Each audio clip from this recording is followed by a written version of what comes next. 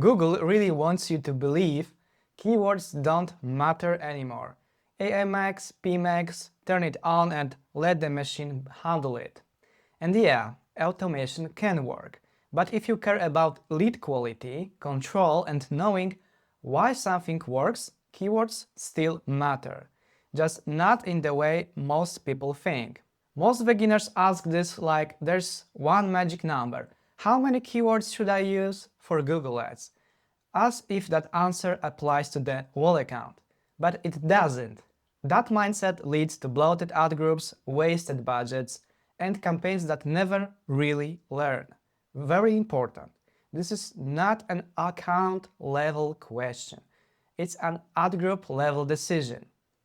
In this video, I will show you the safe keyword ranges to use per ad group in 2026, why control still beats automation for most service businesses, and how to spot ad groups that are quietly wasting budget. Before we dive in, I'm Danny. I've been running Google Ads for about 8 years for local service businesses. My focus is simple: qualified leads every day, not just clicks.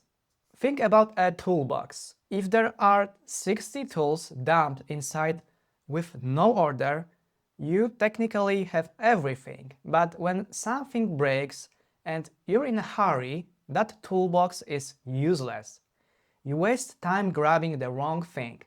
That's how most Google Ads ad groups are built. Keywords are the tools, ad groups are the compartments. More tools doesn't mean more control.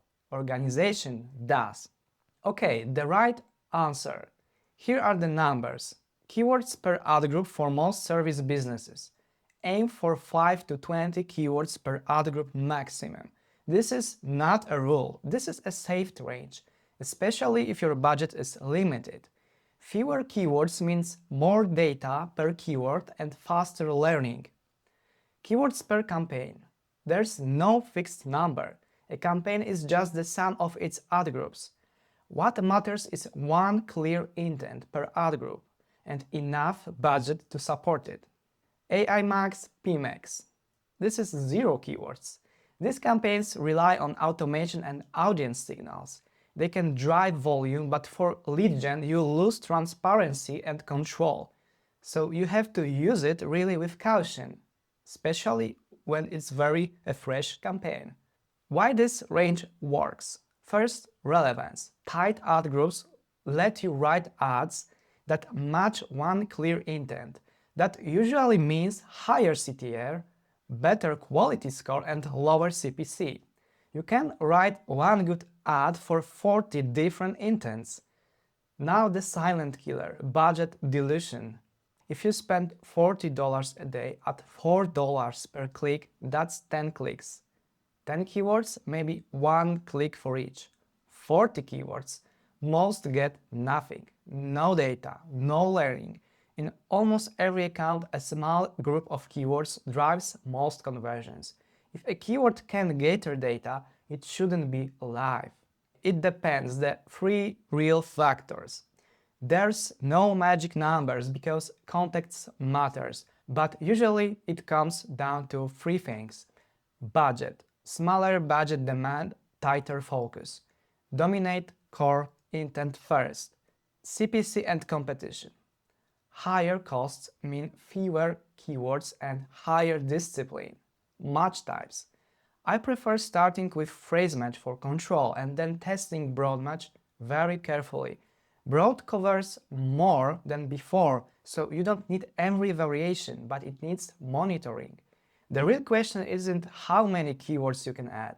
It's how many you can support without losing control. SKEGs in 2026. SKEGs can still make sense for high volume, high value keywords, but they're not required. A better default is single intent ad groups, usually 3 to 10 closely related keywords. Use SKEGs selectively. The core rule to remember: there is no perfect number, but there is a clear rule. If an ad group can't answer one intent, it has too many keywords. Start tight, from 3 to 10 keywords. Expand only when the data earns it. Okay, if this was useful, subscribe for more practical Google Ads breakdowns like this and stick around for the next video.